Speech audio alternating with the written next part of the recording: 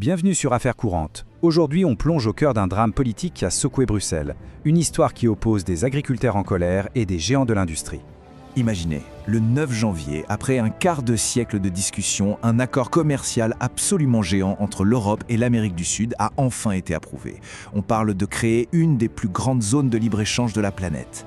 Mais voilà, et c'est là que tout bascule. La France, un des poids lourds de l'Union, a officiellement voté non. Alors, pourquoi ce refus? Est-ce que c'est vraiment juste une histoire d'agriculture ou est-ce qu'il y a plus que ça en jeu? C'est ce qu'on va démêler ensemble.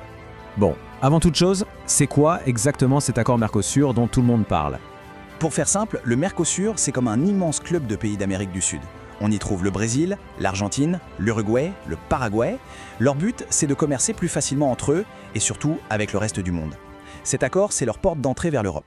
Et attention, ça ne s'est pas fait en un claquement de doigts. On parle d'un véritable marathon diplomatique. 25 ans. 25 ans de discussions, de blocages, de rebondissements. C'est un dossier qui a traversé les générations politiques. Et l'enjeu, il est colossal. Un marché commun de près de 800 millions de personnes. Ça veut dire par exemple vendre plus facilement des voitures françaises là-bas. Et de leur côté, voir arriver plus de bœufs brésiliens chez nous. Alors pourquoi est-ce que ça a créé une telle bataille? En fait, il y avait vraiment deux visions du monde qui s'affrontaient. D'un côté, les partisans de l'accord. Pensez à l'Allemagne et son industrie automobile, ou à l'Espagne. Pour eux, c'était une occasion en or, des milliards d'économies en taxes, un accès à des matières premières cruciales et un moyen de moins dépendre de la Chine. De l'autre côté, les opposants, avec la France en chef de file.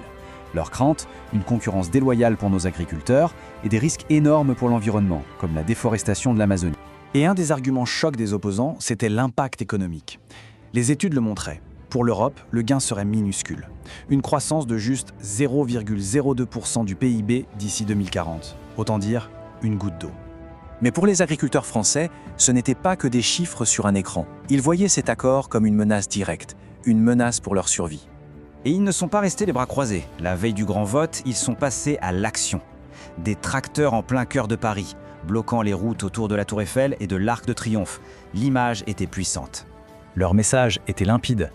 Un agriculteur, Stéphane Pelletier, a résumé le sentiment général en une phrase « Nous avons un sentiment d'abandon ». C'était un véritable cri du cœur. Et face à cette colère qui montait partout en France, le président Macron a fait une annonce spectaculaire. Il a déclaré qu'il se rangerait du côté des agriculteurs. La position officielle de la France serait non. Le décor était donc planté pour un véritable bras de fer à Bruxelles. Le nom de la France allait-il suffire à tout faire basculer? La réponse, elle se trouve dans les règles complexes de l'Europe. Pour comprendre la suite, il faut connaître la règle de la majorité qualifiée. En gros, pas besoin que tout le monde soit d'accord, il suffit d'avoir le soutien d'au moins 15 pays qui, ensemble, représentent au moins 65% de la population de l'Union. C'est une question de poids démographique. La France n'était pas seule dans son combat, elle avait rallié 4 autres pays. Mais le suspense a pris fin avec un retournement de situation. L'Italie, qui hésitait depuis longtemps, a finalement basculé dans le camp du oui à la toute dernière minute. Et ce vote a tout changé. Et voilà le résultat. Malgré l'opposition frontale de la France et la colère des agriculteurs, l'accord est passé. C'est, il faut le dire, une défaite politique pour Paris sur la scène européenne. Alors, est-ce que l'histoire est terminée? L'affaire est pliée? Eh bien, pas tout à fait. La partie n'est pas encore finie. Que va-t-il se passer maintenant? L'accord va bien être signé officiellement. Mais attention, la route est encore longue. La prochaine étape cruciale, c'est un vote de ratification au Parlement européen, prévu au printemps. Et là, le débat va reprendre de plus belle.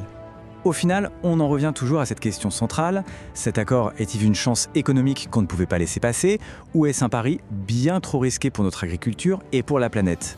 Le débat, lui, ne fait que commencer. Merci d'avoir suivi cette analyse. Pour ne rien manquer des grands enjeux qui font notre actualité, pensez à vous abonner à Affaires courantes. À très bientôt.